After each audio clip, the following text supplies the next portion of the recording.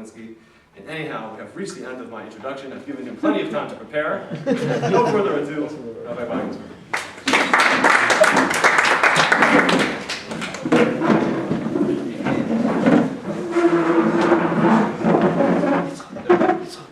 Good evening, everybody. I'll try that again. Good evening, everybody. Good evening. Thank you. I'll tell you the truth that I was about to get up here and say, wow, I have such memories with Rabbi Snyder, and basically every point that I was going to share about going back all those years, the source that I had at studying with the Rabbi, the Chavrusa, and then watching the growth from one place, another aliyah to another aliyah, and going from one yeshiva to the next, and creating this beautiful program. It gives me tremendous nachas and a tremendous honor for me to be here this evening. So, do I have the 45 to an hour from now? Okay, fine. Okay, fine. Fantastic. You should go. Thank you. So I was just saying as I stepped out of the room that it's a tremendous. I wanted to mention all these points about our history together, and tremendous nachas to see where things have gone, to watch the growth from one thing to the creation of this program. A tremendous thing. Mechail El Choyel, and you together with your Rebbetzin together, the whole family. It's not done you alone. It's as a team together, team effort. Tremendous accomplishments have been made here, and the bracha that we'd all like to share with you and for all of us together is just to continue growing from one level to the next. Okay, so let's discuss here. It's about what? It's 8:34 approximately starting time. Let's see what we can do within the hour, maybe 45. We'll see as it goes. We're hopefully going to discuss some ideas, or one thematic idea actually, about the holiday of Purim. So let's begin by citing a verse from Megillas Esther. If you want to see where this is later, in 8-15, it says, Mordechai yatzem elefnei hamelech. Mordechai left the king's presence, b'levush malchus, and he was dressed in royal clothing. Now the verse goes on to enumerate what those articles of clothing actually were. And they are tcheles, the turquoise, v'chor, the white, v'ateres, zahav gedola, a huge golden crown on top of his head, v'tachrich butz, that's a kind of wrap or a robe of fine linen, v'argaman, the color of purple, v'ir Shushan, tzahalos amecha. And the city of Shushan, they were cheerful and they were glad. Now we know the Hagos Maimonios tells us about an ancient Jewish custom that after the recitation of Megillas Esther, both by night and by day, we say this Shoshanas Yaakov. I'd like to see what this poet, take one sentence out of Shoshanas Yaakov, to see what he says. He says, and we say this, Shoshanas Yaakov, the rose of Jacob, Tzahalav Samecha, was cheerful and glad. Berosam Yachad, the Jewish people referred to by a rose. Why were they so happy? When they saw all together Tcheles Mordechai, they saw the blue that Mordechai was wearing. This brings us to question number 1. The verse enumerated many different articles of clothing that Mordechai was wearing when he left the king's palace, or the presence of the king. So why does this poet focus specifically on the tcheles? There's so many other things. Why were the Jews? He claims that the tremendous amount of happiness and joy came about when they saw Dafka, specifically the tcheles. Why was it that article of clothing? Why that color that brought them to such happiness? We're going to ask a few questions right now and then hopefully share an idea to bring it all together. Let's move on. The Gemara says in Megillah, Omar Rava says, and we love to sing this sentence from the Gemara at this time of year. Mechayiv inish lebesume bepuria. A person has an obligation to get drunk on Purim. How drunk do we have to get on Purim? So drunk, says the Gemara, ad lo yada bein or haman lebaruch Mordechai, to the point where a person does not know the difference between cursed is Haman and blessed is Mordechai. Question number 2. How could it be that the very issue that Chazal and other places frown upon actually instruct us to do when it comes to the holiday of Purim? If you look for yourselves for further analysis, take a look at the Das Kenim of Tosfos. See there when it says on the verse in Parshas Shmini, Yain v'sheichar al teisht, that we're telling the Kohanim not to drink any intoxicating wine when they do the avodah. What happened to Nadav and Avihu? They walked into the Holy of Holies a bit tipsy, and they were singed from their insides out. Look at the Tosafists over there. They go to town about how detrimental it is to get drunk. Look what happened to Noach when he had too much to drink. He was violated by one of his sons. Look what happened to Lot when he had too much to drink. He winds up committing incest with his daughters, and they go on and on and on about all the terrible tragedies that could occur if a person drinks too much. And yet, when it comes to the holiday of Purim, not only is it okay, but machayiv, it becomes a chiyuv, an obligation to get so drunk. How it seems to be a contradiction. How could this possibly be? Let's move on. The Gemara found in Sanhedrin cites a verse in Parshas Vayishlach. And it says, Va'achos Lotan Timna. Lotan's sister was Timna. This is Parshas Vayishlach. Who in the world is Lotan? Who in the world is Timna? So the Gemara gives a bit of a historical backdrop. Maihi, who was focusing more on the Timna than on the Lotan. It says, Timna bas Malacham Havoi. Timna was a princess. How do we know? Because the pasuk says over there, Aluf Lotan. Lotan was a chief in command. Aluf Timna, she was kind of a chief in command as well. And yet the Gemara says, He boyali igure. She wanted to convert to whatever you want to call it at that time. Judaism, monotheism. She wants to join the family of Avraham Avinu. So what does it say? Boasa, this Timna, this princess, she came Eitzel Avraham. She came to Avraham. Yitzchak v'Yaakov v'lo kibluha, and they rejected her. They wanted nothing to do with her. L'chaim, l'chaim, l'chaim. This is not schnapps, this is water. Okay.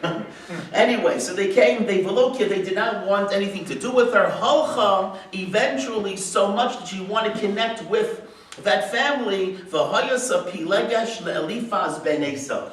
She became not a wife of Eliphaz, who was one of Esav's sons. She became a concubine of Eliphaz. Amra, so what was her thinking? She said to herself, Mutav tehe shifcha le'umazu. It is better to be a maidservant to this nation, to these people, v'lo tehe gevira le'uma acheres, than to be a princess of another nation.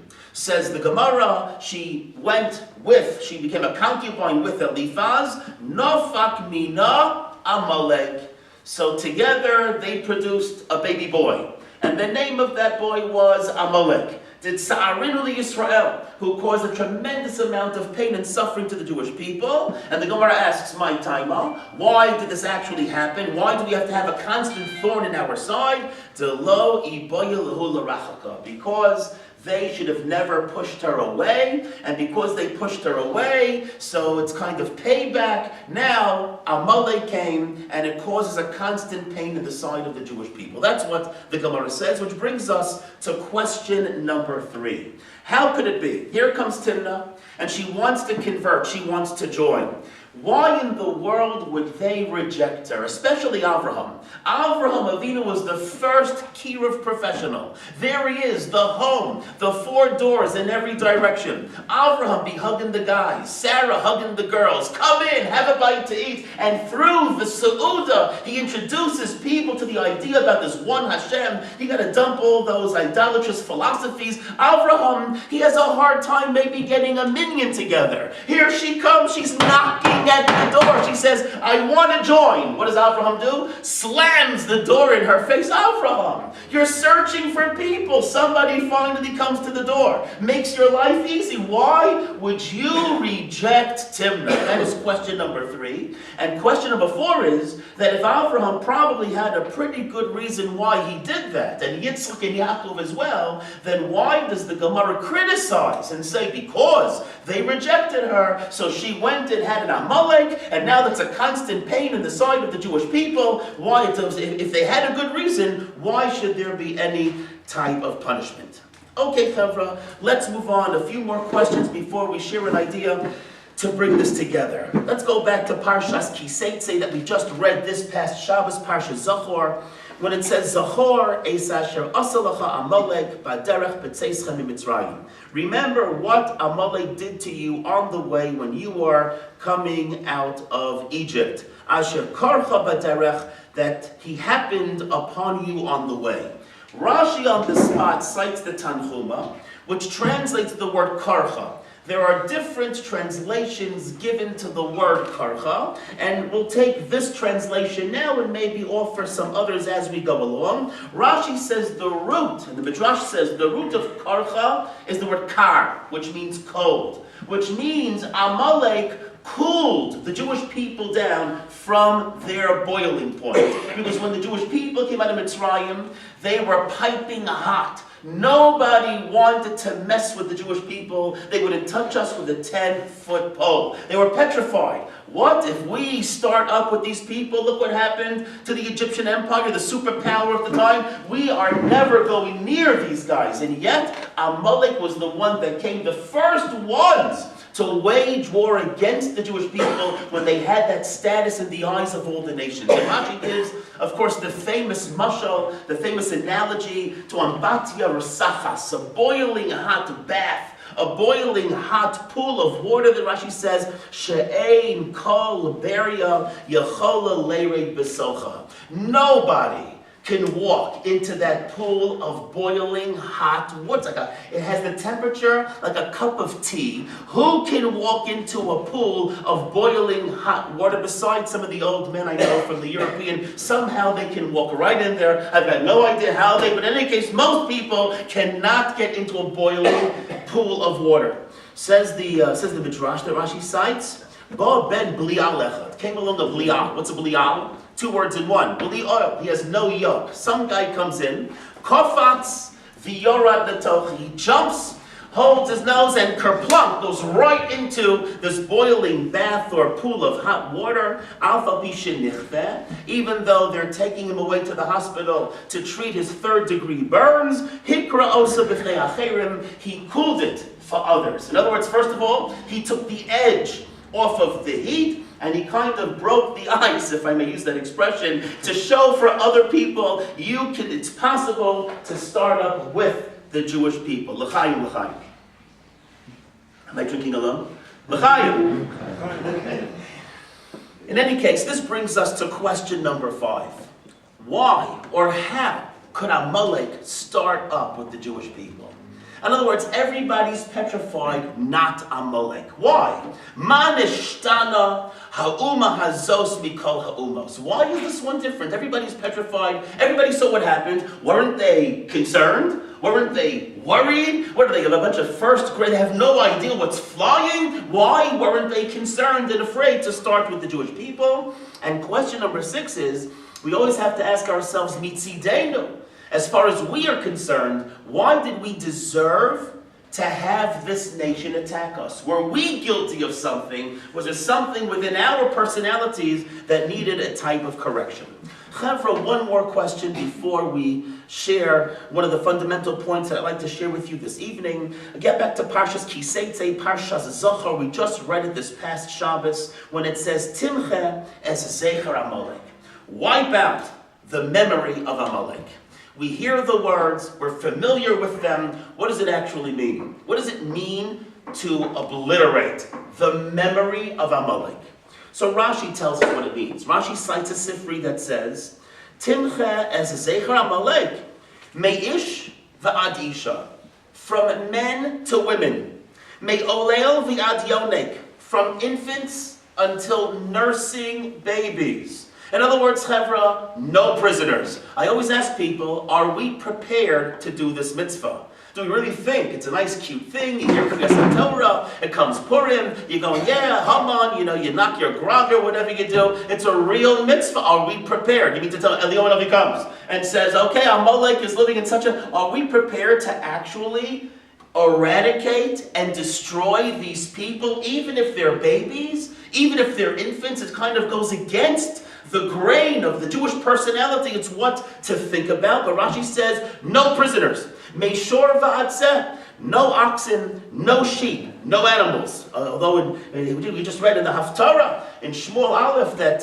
Saul, Kishol HaMelech, he left over Agag, that was the king of Amalek, and the animals. But we're told not even an animal, Shelo Yehei Shem Amalek, Nizkar Afilu Al Behema. That you can't even point to an animal. Lomar, to say Behema Zu Mishel Amalek Hayisa. There is nothing left of the nation. Timche, to wipe out, not just the people, the animals. Timche as a zecher, wipe out the memory. That means, Chevra, no museums, no tour guides that take you. And in this section here, ladies and gentlemen, we have some artifacts from a people once upon a time called no artifacts, no pottery, not even a needle, nothing, no gold, no silver. And if this gold, you don't even store this stuff in your external hard drive. You can't even Google who these, to the point that a few hundred years past, if you're walking down the street and a news reporter says, hi there, CBS News, what's your opinion about Amalek? Your response would be, what? I said Amalek. Your response would be Gesundheit. What's Amalek? That's called Timche as Zecher. We wipe out the memory. Fantastic. That's what it means. If that's the case, question number 7 comes, and it says, in that very same parsha, Zachor, always remember Amalek and what they did. Al tishkach, never forget. I could just see Hashem up there on the throne of glory with a huge smile on his face. How are the Jews going to get around that one? I told them, Timche es zecher, wipe out the memory. No memory. Then I say, always remember, never forget. How does a person wipe out the memory and always remember at the same time? These, Chevra, are 7 of the questions that we are going to be dealing with today, Be'ezras Hashem, as we start to hear one of the fundamental points. L'chaim, l'chaim. We'll begin with a teaching from I found in the Tam Vodas. He says something there, and we'll see as we proceed. It seems from many passages in Chazal and many Rishonim, they seem to point in this direction. I'll just tell you what he says. He says, let's get back to Timnah. This princess wanted to convert to the Jewish family and become part of this monotheistic movement. He says that Timnah, when she came knocking at the door, she did not want to join the family of Avraham Avinu because she wanted to connect with the Am of Hashem, or because she wanted to connect with HaKadosh Baruch Hu. She wasn't coming with sincerity. She wasn't coming, I want to be dveikus b'Hashem. That wasn't her intention. What was her intention? Timnah had a philosophy in life. Her philosophy was, in order to be successful in this world, a person has to be incredibly lucky. It's just a bunch of pot luck, is the philosophy that Timnah had, her view of the entire world. In other words, Timnah doesn't believe in a God. Timnah is an atheist. Timnah represents Shikchas Hashem. Forget about this concept. Forget about the idea of there being a God. There's no God, less din, the less dayan, nothing. She says, you want to be successful? Well, you have to be under the right mazel. You need a lot of luck. It's just the way things happen. It's just the way the ball bounces, just the way the cookie crumbles. And therefore, Timnah looked at, in order to benefit, in order to live a comfortable life, you have to hang around lucky people. Because when you're hanging with luck, luck seems to rub off. I hang out with people that have lots of mazel, you never know, kind of rub with those people and rub shoulders, and then, you know what, maybe I get a bit of lucky as well. And therefore Timnah, she sees Abraham, this is an incredibly lucky guy. One example, right? He wages a war single-handedly almost against 4 kings, and he wins. Wow! What incredible mazel this guy has. And he's famous, and he's powerful, and he's wealthy. Wow, you know what? I want to join. I want to marry the man. You know why? Because if I become part of people that have incredible luck, then maybe the luck is going to rub off on me. I'm going to live a very successful and very comfortable type of life. And if The luck runs out, and then I will defect and go somewhere else. I'm just going to hang in the casino. You need to hang with the guys that are lucky because the luck simply rubs off. That's where Timnah was coming from, and therefore she represented a philosophy that everything is a mikra. Everything in life is just coincidental. Everything in life is random. Everything in life is arbitrary. There is no rhyme and reason to anything in the world of Timnah. There's no Hashem, Shikchas Hashem. Remember that. Forget of Timnah maintains, forget about the idea of there being a God. There is no God, complete atheist, and things are governed by simple luck. Says the Tam Vadas. This is the answer to question number 3. It's the reason why the Avos did not want to accept her into the academy.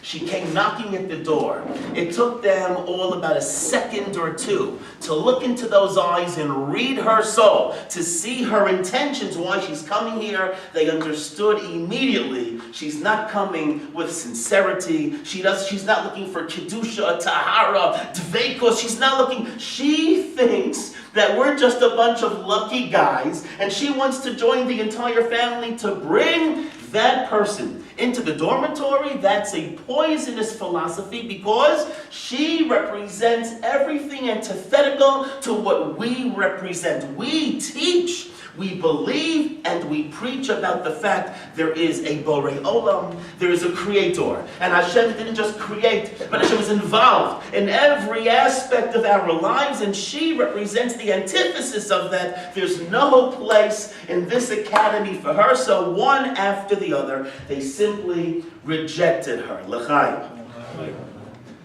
Amen. Shekach.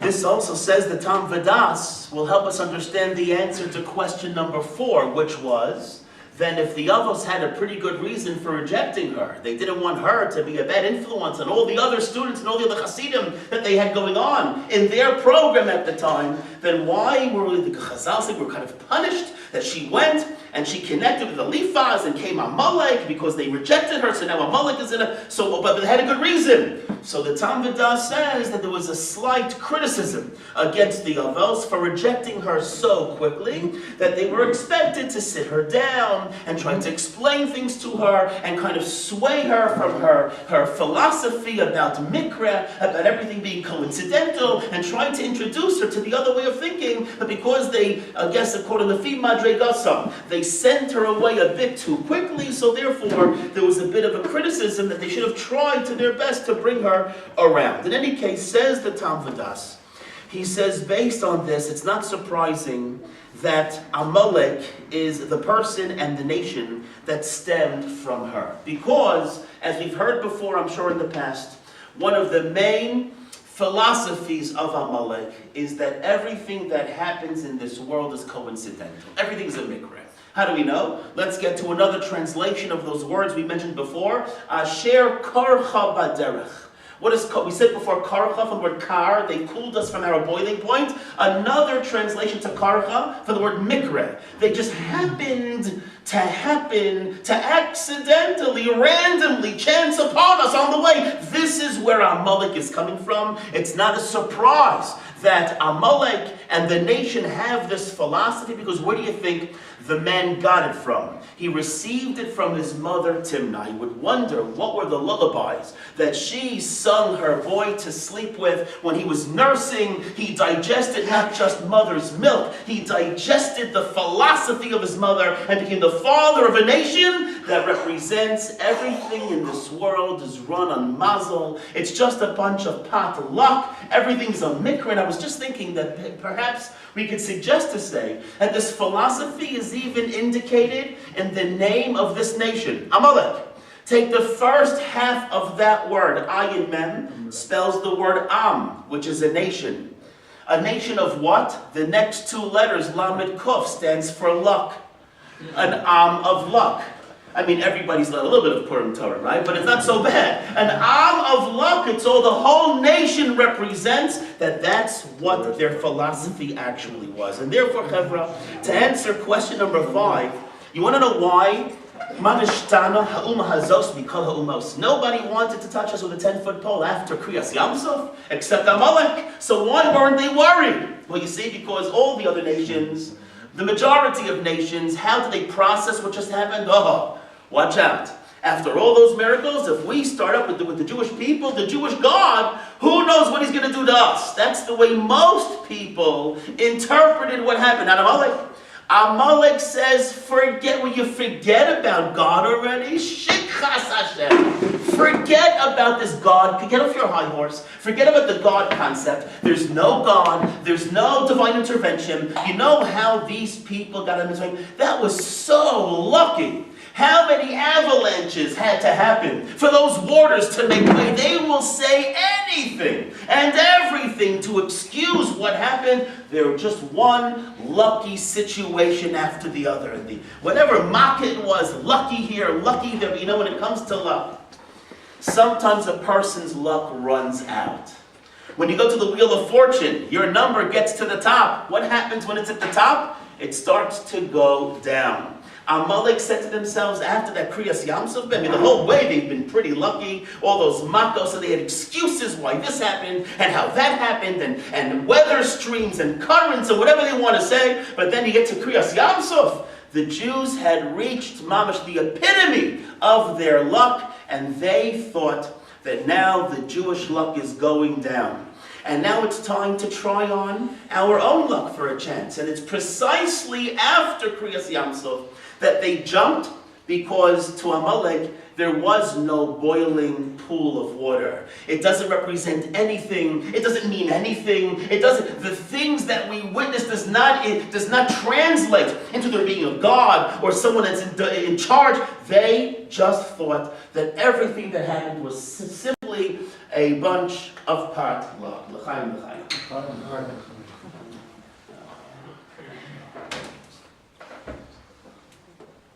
All right. So then for question number 6, Mitzideinu, we asked, did we do something wrong that we had to have? He lives like a cheshbon and think, why in the Shamayim did we deserve on some level to be attacked by Amalek? So here to address that question, we find right before Amalek attacked us. What does it say? In Parshas Beshalach, at the end of Beshalach, it says, Vayavo Amalek came, Vayilachem and Yisrael berafit, and they battled with Yisrael in Rafid. This is the first of 2 times in the Torah that Amalek attacked us. And so Rashi on the spot cites a Midrash, a Shmos Rabbah, that asks, what does it say right before this pasuk that says Amalek came to attack us? Right before. So the Midrash says, you know what it says? Go back one verse. It says that the Jewish people had asked the question, Hayesh Hashem b'kirbeinu im ayim. Is God in our midst or not? Says the Midrash that because the Jewish people asked that question, the very next verse, Amalek came to attack us. Why? To teach us. The Midrash says, Hashem's message was, I am always with you. I'm always prepared to provide all of your needs, and you had the audacity to ask, am I even there? And Rashi gives another famous mashal and a famous analogy. Imagine a father is giving his son a piggyback ride, and he's walking through the forest, and the son on the shoulder says, hey, father, there's a shiny stone. Can I have that shiny stone? So the father bends down with his son on his shoulders and passes the shiny stone up. And this happens a second time. And it happens a third time, and they're walking along until eventually they notice there's another man coming from the other direction towards them. And the son addresses this strange man and says, by the way, have you seen my father anywhere? And the father is listening to this question. You've got to be kidding me. You're asking that if you've seen, have you seen my father? I'm carrying you. So the father takes the son, throws him off of his shoulders, and says, let a dog come and bite you, and watch how fast you can find me. Dog bites, oh, Tati! You start grabbing the pants and the legs of his father. Help me, oh, now you know where I am. So Rashi doesn't even bother finishing what it's analogous to, but it's the Nimshal, so obvious, right? We complained, is Hashem even here? Hashem says, am I even here? You gotta be kidding me. I'm carrying you, I'm providing everything, your food, your protection. You have the audacity to ask that question. I will throw you off of my shoulders. And let the dog, which that's Amalek, let the dog come and bite you, and then you'll come crying to me. You'll find me pretty quickly. In any case, we see from here, again, to the answer, one answer to this sixth question is that since the Jewish people, to a certain degree, began to espouse the philosophy of Amalek, they forgot about Hashem. Hashem's existence, Hashem's involvement in their everyday task. Is Hashem even here? They began, it infiltrated this philosophy of Amalek, and therefore because they began to think to a certain extent, to a certain degree, like Amalek thinks, like the Gemara says in Eruvin, we apply it in Kashrus, I know, we'll just borrow the terminology, Matzah min esmino. It takes one to know one. What do they say? Birds of a feather fly or flock together, right? So now that you've become a little bit of a Amalek in your philosophy, the thinking, you've shikras Hashem, forgot about. So now, get bitten by Amalek. What a rude awakening it was. What a message to the Jewish people that Amalek came. It was a message to them. They were attacked by the very people that they started to think like, and that was Hashem was trying to wake them up from their stupor. L'chaim. And that's why, and again, Hashem was saying to them, look what happens when you have a nation that doesn't believe in a higher power. There's no less din v'less dayan. There is no judge. There is no judgment. There are no scruples. You can do basically whatever you want as long as you don't get caught by somebody else. And that was the rude awakening as to why Hashem sent Amalek to attack the Jewish people, to realize that maybe they suffered from this illness, this ill philosophy that is espoused by Amalek. And that's the answer perhaps to question number 7, which was that great contradiction. When Hashem says, Timcha es zecher, wipe out the memory, no memory, and then it says, Zachor, always remember, lo tishkach, never forget. How can we wipe out and remember at the same time? So kind of one approach could go like this. What is the mahus? What is the essence of Amalek? They represent shikras Hashem. Forget about it. Forget about the concept of God.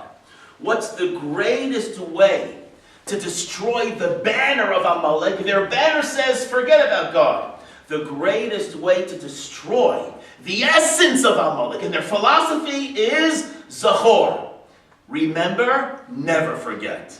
To the extent that we remember and we never forget, that is going directly opposed to what Amalek wants to do, to cause us to forget. The Torah teaches what we have to Zachor, always remember. Never forget itself is a way of eradicating what it is that Amalek stands for.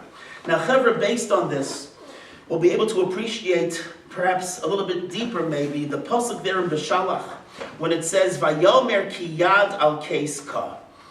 So Hashem said, after Amalek attacked us, for the hand is on the throne of Hashem.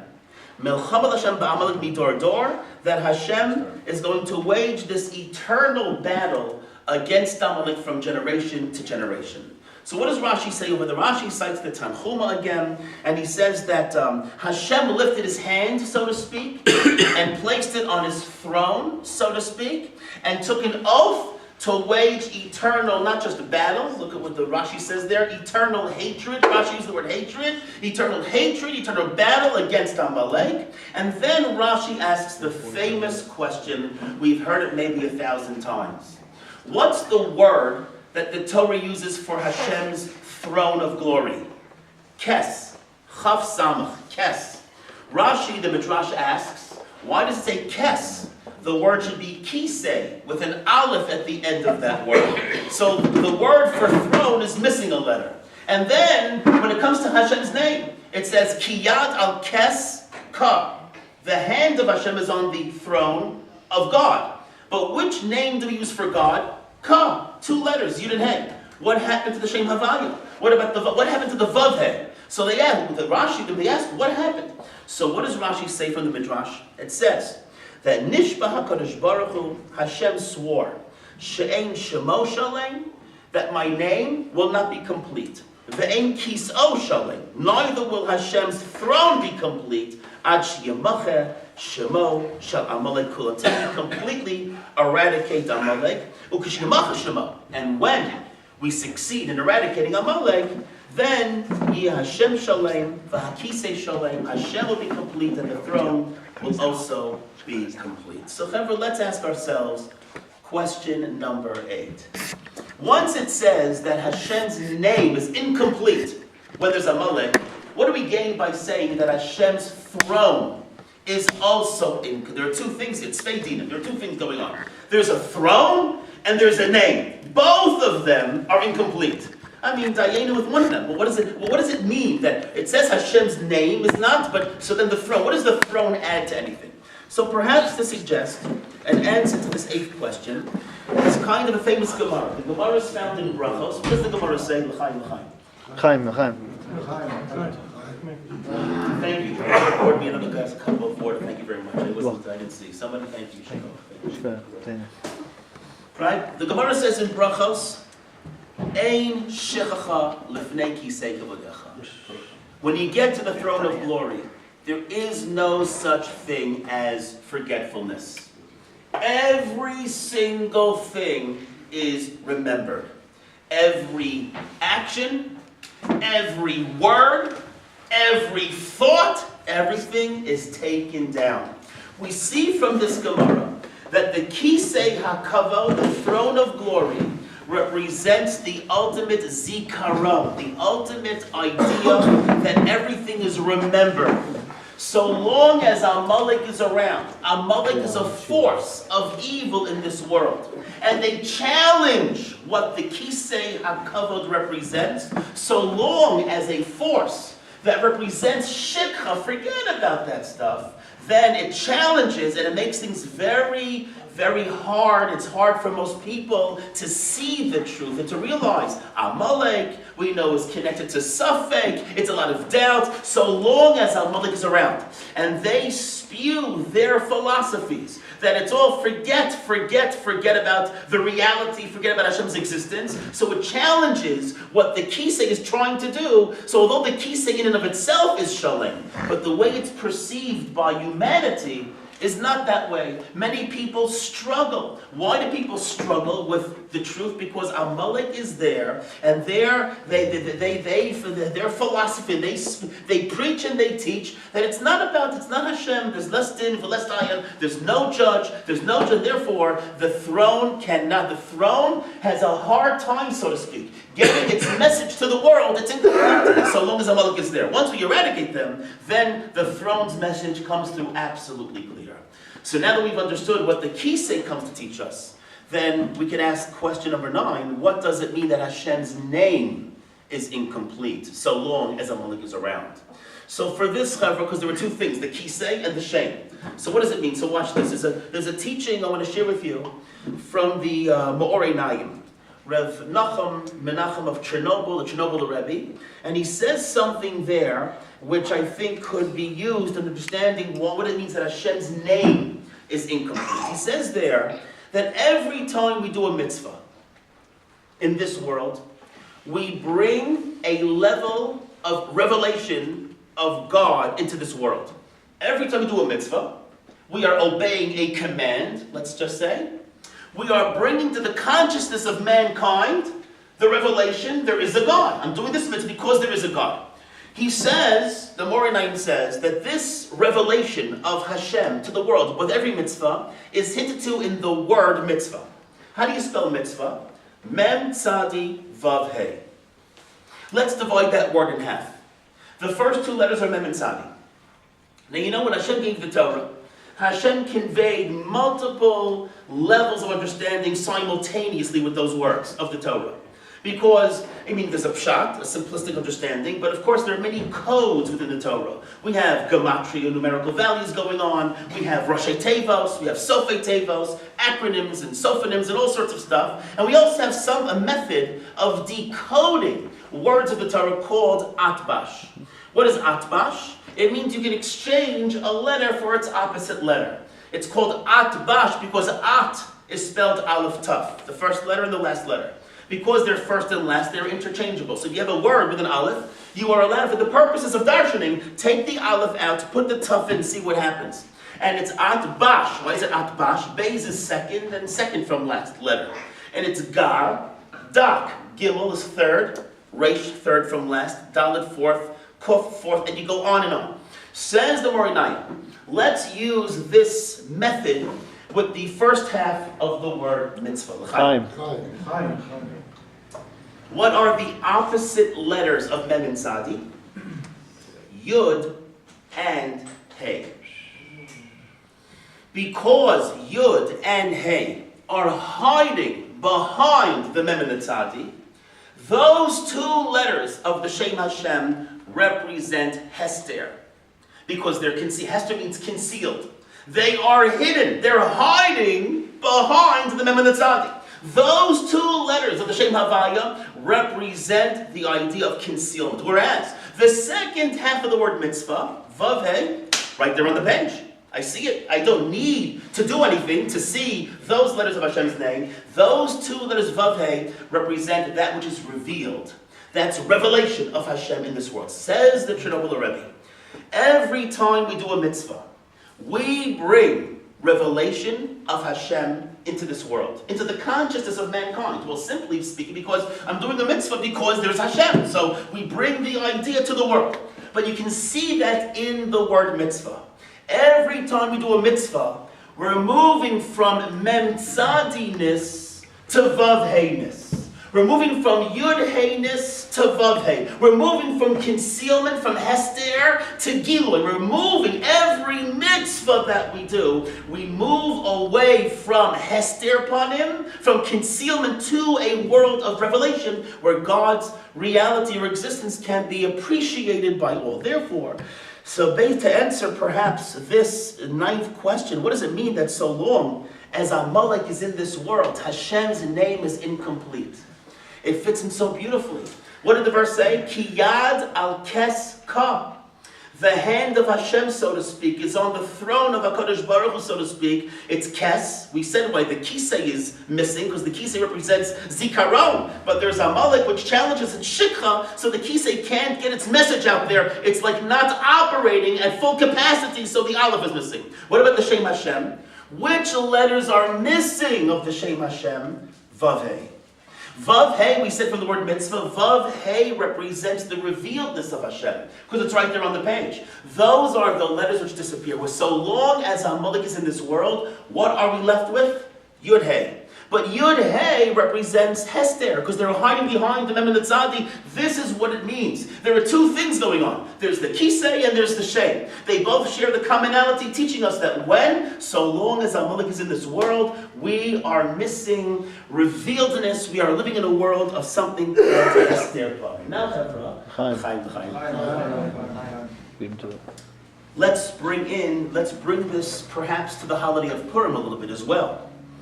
What are we going to read? Be'ezras Hashem, the end of this week. We're going to read the Megillah, Megillas Esther. Interesting. Look at the word Megillah.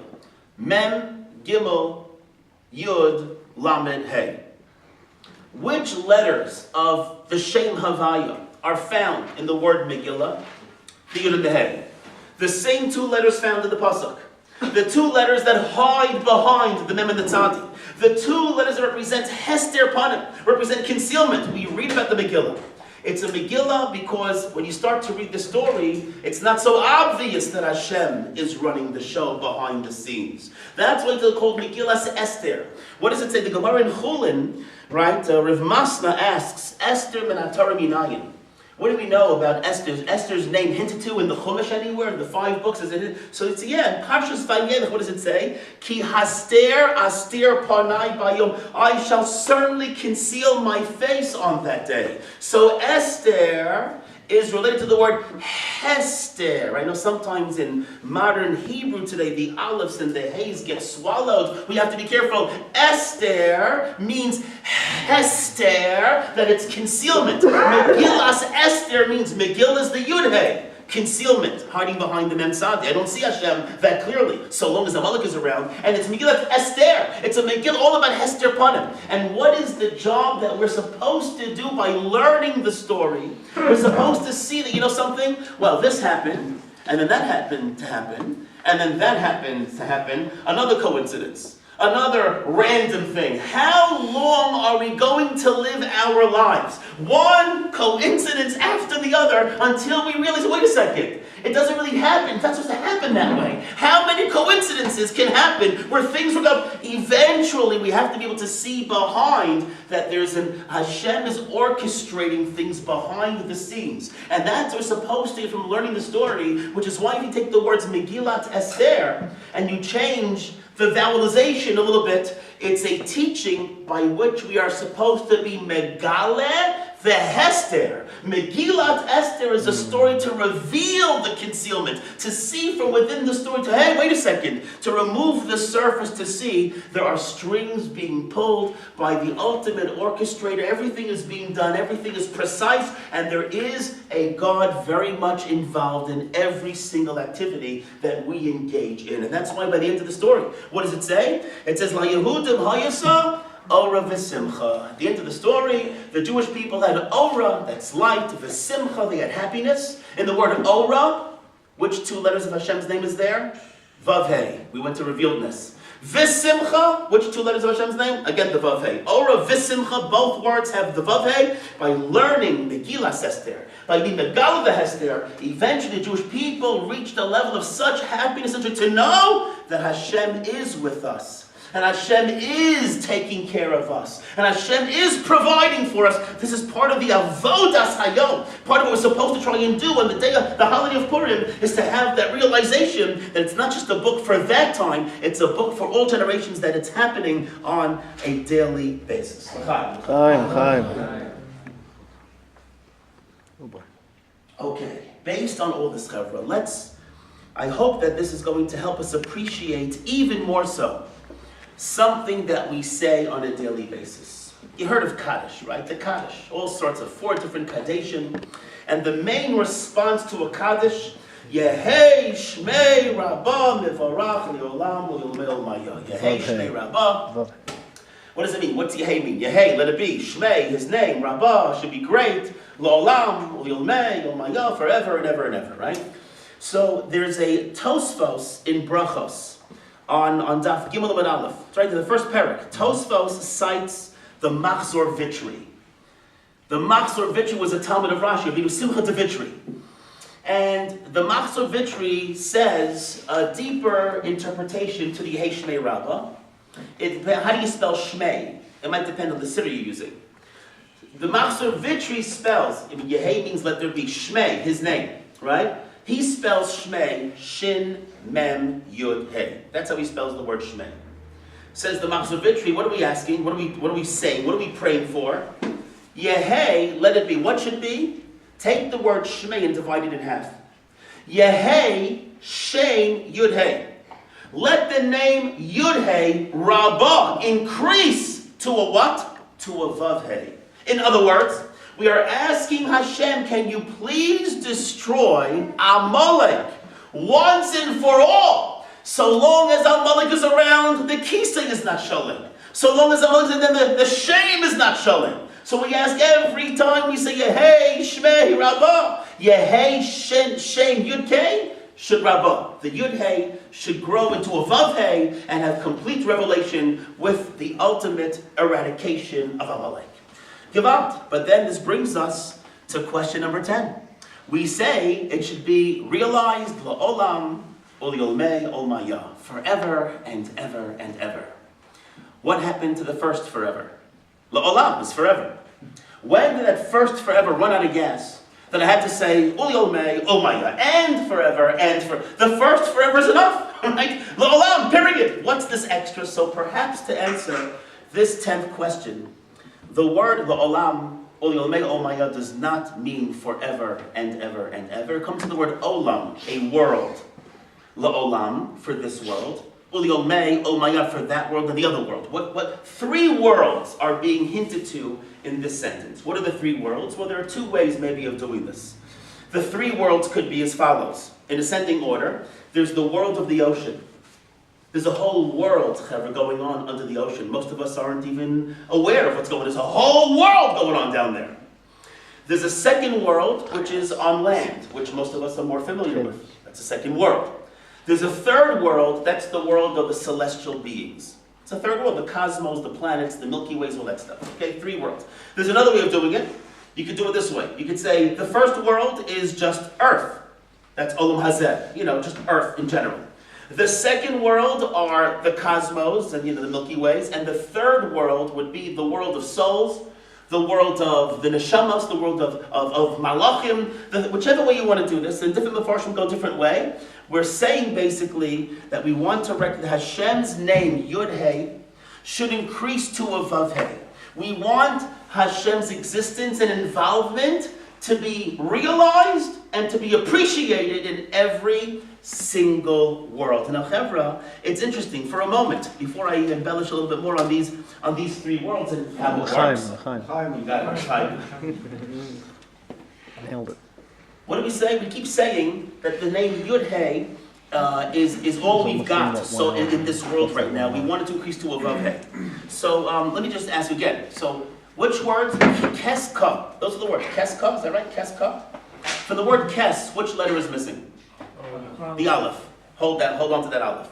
From the ka, which letters are missing? Vav-Hey. Aleph, Vav-Hey. Write that down. Aleph, Vav-Hey. Read it backwards. It spells who. Who is who? There's only one who. And that's HaKadosh Baruch Hu. That's only one who. And that who, that uppercase H for he, right? That's missing from the equation, so long as Amalek is around. But what happens when Amalek is destroyed and Hashem chooses to return? Look at the Vilna Gaon says like this. The Gra says, we have a verse in Psalms. In Tehillim, what does it say? Ki bachar Hashem b'tzion. For Hashem has chosen Zion. Eva l'moshav lo. He desired it for his habitation. So says the Vilna Gaon, that was the translation. That's the article translation. Now, says the Gra, goes like this. Let's read it a little differently. He says, Ki bachar Hashem b'tzion. When Hashem is going to choose Tzion again, when Hashem is going to choose to return to Tzion again, then what's going to happen? Eva l'moshav lo. What does moshav lo? Means he will return. Like shav, moshav lo. Lo is Hashem, him. He will return. What will return? The word is Eva. How do you spell Eva? Aleph, Vav, Hey. What's going to return? Eva is going to return. Aleph from the Kisei, and the Vav, Hey from the Shem Havaya. That is going to return when Hashem decides. That is what's going to happen, which means basically it's going to be an eradication of a nation or a philosophy which dictates that there is no Hashem in this world. Now, Chevra, this could be the answer to question number one, how we began. Mordechai left the palace.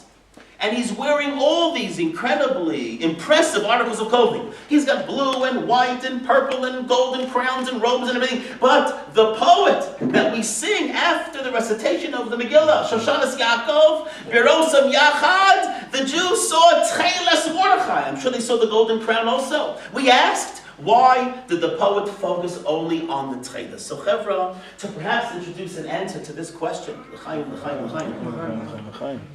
Okay, it goes like this. The Gemara says in Menachos. The Gemara says, we started at what time? 34? Okay, we're getting there.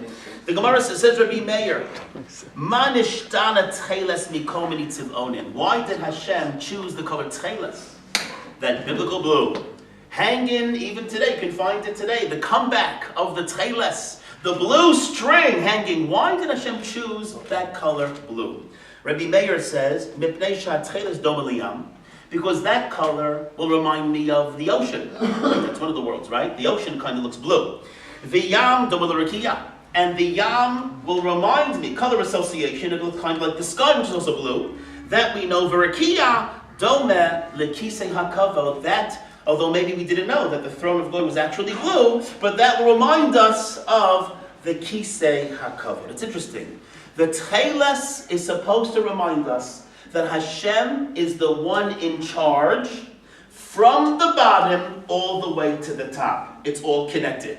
From the ocean to the sky, to the throne of glory, all under the shlita of that Kisei HaKavod. It's kind of like, I know we're about to celebrate Purim, but you can't help but mention maybe a little bit about Pesach. I'm sorry if there's anybody in the room that gets nervous if I say the word Pesach, okay? But just it's kind of like the Ibn Ezra says when it comes to the Makkos. Why did the plagues happen in that order? The Ibn Ezra says because Hashem wanted to impress upon the Egyptians, the Jews, the entire world. I'm the boss from the bottom until the top. So watch, for example, Dam. The blood hits the water to the bottom of the water. That's as far down as you can possibly get, right? I'm in charge over there. Tzfardeya, they jump from the water to the land. We just connected. I'm in charge of that segue, that connecting point. I'm in charge there as well. Kinim was on the actual land. I'm in charge of the land. Arav, the wild animals, they walk on the land. I'm in charge of the animals.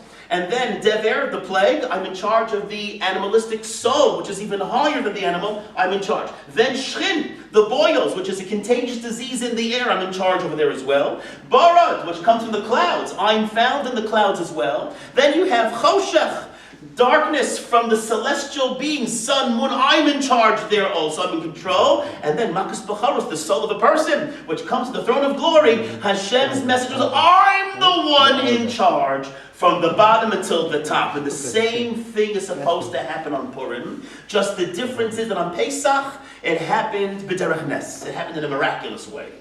On Purim, it's going to happen b'derech hateva. It's going to happen in a natural way. And says the Maharal in his preface to the Sefer Or Chadash on Megillas Esther, he says, by the way, a miracle that happens within Teva, which is called a Nes Nistar, a hidden miracle within nature, is by far much greater than a regular miracle, the ones that we always would like to see, the regular miracles. Why? Because a revealed miracle comes from a revealed place in Shemayim. Almost anybody can tap into that one. But a hidden miracle comes from a hidden place in Shemayim, much so high, so concealed. To have a miracle happening within Teva is an indication it comes from such a high place as the Maharal. It's from such a place of Nistar. That's why so on Pesach we see it miraculously, a real, like what we call a Nes. But on Purim we're supposed to see this within a Nes Nistar, a concealed miracle. That's why, however, to answer again that first question, of all the articles of clothing that Mordechai was wearing, the poet, we are going to sing Shoshanas Yaakov, we saw Tcheles more, the Tcheles. The Tcheles is what brought the joy and happiness to the Jewish people because they saw that Hashem is in control. From the Yam, that's one of the worlds, to the Rakia, to a different world, to the throne of glory, La'olam, La'olam, they saw it in Teva. And they saw that's why they rejoiced. And they realized it was that Tcheles which brings about the downfall of Amalek. When we connect everything that goes on in the waters and the sky, all the way to, we connect it all to Hashem, that is the way, that's where Haman's downfall actually comes from. Okay. I think 4 to 5 minutes and ticking. This could explain, says the Zohar, asks this question, and Rabbi Aba, one of my favorites by the way, Rabbi Aba in the Zohar asks about the Jewish people's question, Hayesh Hashem b'kirbeinu im ayin. The Zohar asks in very strong terms, V'chi tipshin hevu Yisrael? Were the Jewish people a bunch of idiots? They didn't see, you gotta be kidding me, you didn't see while they're complaining. There are clouds of glory, there's mud falling. How could they even ask the question? So the Zohar lends itself to the answer that the Or Gedal Yahu actually articulates. To answer this 11th question, he says, of course the Jewish people saw the miracles. They saw that. That wasn't their question. They saw obvious miracles. They asked, Hayesh Hashem b'kirbeinu. Is Hashem, we see Hashem functions with overt miracles. But is Hashem there b'kirbeinu? The day-to-day life. Is Hashem around in Teva? That was the question that they were asked. We see miracles, okay, great. But is Hashem also present in the day-to-day that we don't call miraculous? Is Hashem governing there as well? It was an excellent question, actually. An excellent question. What was the answer? The answer is Purim. The answer was Purim. In Purim, we begin to see that in day-to-day, things that happen politically, and this day, everything is being governed. Hashem is pulling strings, and there are, Chevra, as we see from the string of Tcheles, there are strings attached. And Hashem is pulling those strings, and everything has a rhyme and a reason. And that's why, Chevra, Purim, we see that actually every mikra, every what people call coincidence, is really only from Hashem. And Rabbi Nachman of Breslov says like this, you see that in the word mikra, mem kuf reish hey, you take those letters and rearrange them to two words, it spells rak me Hashem. A mikra, which is a coincidence, when you really turn it around, it's rak me Hashem. There is no coincidence, and it's only from Hashem. And when we realize that, it's a fulfillment of what it says in the Megillah, v'nahafochu. We have to take the word mikra, v'nahafochet, transform it, inside out. The inside letters of mikra is rak. The outside is me Hashem. V'nahafoch, take what people think is mikra and turn it inside out to realize that indeed it's really only coming from Hashem. But Haman, you see, as a descendant from Agag, who comes from Amalek, his main philosophy is everything is just a bunch of potluck, which is why, what's the name of the holiday? L'chaim. It's called Purim. Why is it called the whole Purim? Because of the poor. What is a poor? It's a lot. How does Haman decide major decisions in life? He casts lots. So Rav Yaakov Mikuli, the great author of the Me'am Loeh, says, what did Haman actually do? To decide, am I going to attack the Jewish people? What did he do? He took 3 dice. You follow me, Chevra? Dice. Oh man, dice. Wow, we're talking about that which represents, just the throw of the dice. All coincidental. There's no rhyme and reason. He took 3 of them. By the way, in dice, crash course in gambling, which I have nothing to do with. But take one die, which is a singular for dice. Take one die. Two opposite ends always equal. Any 2 opposite ends always equal the number 7. If on one side it's 1 dot, on the other side there were 6 dots. That's 7. If on one side it's 2 dots, the other side it's 5 dots. If it's 3, then it's 4. 2 opposites always equal 7.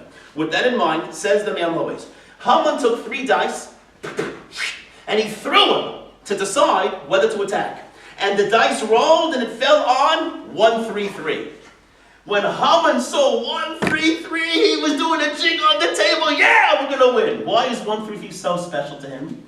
Because it says that 133, give me the Hebrew letters, please. It's Aleph, Gimel, Gimel. Agag. Oh, Agag. Now, what's the opposite of 133? Well, opposite of 1 is a 6. Opposite of 3 is a 4. And opposite, the other 3 is also a 4. So I have 6, 4, 4. We'll rearrange that. 4, 6, 4. I have now Dalid, Vav, Dalid, David. Haman sees Agag is on top. David is on the bottom. Right? The ultimate Amaleki king on top and the Jewish king on the bottom. And we fall out on top. And how did I get there? Dice. Dice, what an example, perhaps, that personifies the idea of mikra, which is why the verse says, Hippelpur, the verse says, that Mordechai told Hasach, Es kol asher karahu. Everything that's happening to Haman. What's happening? Just happening on its own. That was his philosophy, and because he saw the dice fall that way, he was certain that he was going to win this, and that's why he chose the month of Adar. Why the month of Adar? Adar, interesting about the month of Adar, is that it's the month of most hester planim, of most concealment. How do we know that? Because the Or Gedalia says, the month of Nisan is the month of revelation. It's the month we came out of Mitzrayim, the month we built the Mishkan, Shechina. It's every month that goes away from Nisan gets a little bit darker. When you get to the last month, which is Adar, it's the darkest of the months when you look at it that way, which is why Haman chose that month. Haman wants to wipe under the carpet. Hashem, forget about that. No Hashem, no rhyme or reason, and that's why it's called Adar. In Parshas Vayishlach, what does it say there? It says that, the Parshas told us, what does it say? When Esau was born, Kulo, Ka'aderes se'ar. He was like a coat of hair he was covered with. What's the word? Aderes. A coat which covers. The root of the word Aderes is Adar. Adar is a month of concealment, that which covers. And that's the month of Haman. That's the month of greatest concealment. We're going to choose that Agag is on top. Our philosophy about Mikra is on top. The Jewish people with the God and rhyme and reason and divine intervention, that's on the bottom. And of course, the mazel of Chodesh Adar is fish, dugim. Fish that are hidden, and fish have the open eye, representing Hashem's eye is always watching. That's all hidden in the world of Haman. That's why he mamash choose those ideas. And Chevra, our avoda on Purim is to mamash Megillas Esther, to be Megal of the Hester, to reveal Hashem's working behind the scenes. L'chaim. And I'll end with 2 points. Number one, the parsha always before Purim is Parshas Tetzaveh, which shares a commonality with the Megillah. In the Megillah, there's one word that's missing. It's Hashem's name, missing. And the word Hamelech, this one and that one can refer, but really Hashem is deleted. So long as Haman is around, it's very hard to see Hashem. The parsha before the Megillah is Parshas Tetzaveh. What's unique about Parshas Tetzaveh? That since the time Moshe Rabbeinu hits the scene in Parshas Shemos, there is not a parsha that does not mention his name except for Parshas Tetzaveh. We don't have. Moshe is not there, not in a revealed way. Hashem is not revealed in the Megillah, it's hinted to, right? It's hinted to by the word Melech. Moshe is not mentioned explicitly, but he's hinted to. How do you see that he's hinted to? How do you spell Moshe? Mem Shin He, correct? Every letter can be spelled. Every letter has a revealed letter and its hidden letters. So how do you spell a mem? Mem, mem. So the first mem is the revealed letter, and the second mem is the hidden letter. Okay, next. Shin. How do you spell shin? Shin, yud, nun. The shin is revealed, yud, nun are hidden. The hey, how do you hey? Hey, aleph. Hey is revealed, aleph is hidden. Now, take the mem, shin, hey of revealed, move them away. What are you left with? Left with a mem, a yud, a nun, and an aleph. Numerically, it equals 101. Why is 101 propitious? Because there are exactly 101 psukim in Parshas Tetzaveh. Moshe is not, you know why? So long as Amalek, and by the way, Moshe spelled backwards spells Hashem. So the commonality between Parshas Tetzaveh, which kind of prepares us for Megillah, and the Megillah is that Moshe, the representative of Hashem, and Hashem himself is missing, that so long as Amalek is around. But we have a mitzvah to eradicate Amalek. How do we eradicate Amalek? Zachor, lo tishkach, by always remembering. And to the extent that we are Megillas Esther, to Megal of the Hester, then we can bring that revelation of Hashem back. That was point number one. And the final point number two is about to answer the only question that remained unanswered, if you're following me, is getting drunk. So what's the deal with getting drunk? Okay, so it goes like this. When a person, Chazal, I think, intended not to get drunk to the point where we become dangerous to ourselves or others. But when a person has a little bit too much to drink, they can't rely upon themselves to protect themselves. Because I'm a little bit dizzy, I'm tipsy. I can't even cross the street by myself. I can't even sit down. When a person, Chazal wanted that level where I'm not in control. You know what happens when I'm not in control? I have to give myself over to Hashem. Hashem, you're in control of my day-to-day life. Teva, how I sit, how I walk, where I go. I need now to rely upon Hashem. That's why the Gemara says in Megillah, Rabba and Rabbi Zera, they said, let's celebrate Purim together. So they did, and they got drunk. The Gemara says in Megillah, in his stupor, he was completely plastered upon. Rabba picks up a knife and shechts Rabbi Zera, kills him on the spot. When Rabba wakes up, he says, "Oy vey, what did I do?" So what did Rabba do? He asked Hashem for mercy. It was Mechayim Mason, brought Rabbi Zera back to life. Rabbi Zera is now walking around. A year later, the Gemara says, Rabba says, "Hey, Rabbi Zera, want to celebrate? You want to come to my house for Purim?" No, thank you. He says the words are, "Lo kol shaita v'shaita misracha shlisa." You can't rely upon miracles every single moment. I'm not sure. I'll take a rain check, maybe, whatever. Maybe some other time. So, the question is, if Rabba can really do Tchias HaMesim, what are you worried about? What's the big deal? What are you worried about? I think the Gemara is going to be a little bit deeper here. Why did Rabbi Zera not want to participate? Because those words, he says, I want to celebrate Purim. What is Purim? I want to see Hashem in my everyday life. You, at your Purim Seudah, what happened? A miracle happened that's a Pesach holiday. It's a Pesach miracle. When he said to him, Lo b'chol shaita v'shaita misrachash nisa, means not every occasion calls for a nes. This is Purim. I come to your house, we're celebrating Pesach, we get miracles like where tables start to levitate. That's what I'm looking for. I'm looking for Hashem and a relationship in my everyday. I'm sorry, something about your Seudah, I need to celebrate in a way where I want to see Hashem in governing the regular stuff, the everyday day-to-day. And that's why Chevra Hashem wanted us to get that type of drunk where we're not in control. When I'm not in control, I have to give Hashem the reins. You are in control of every single, that's the whole message of Purim, which is why the Gemara says, Nichnas yayin yetzei sod.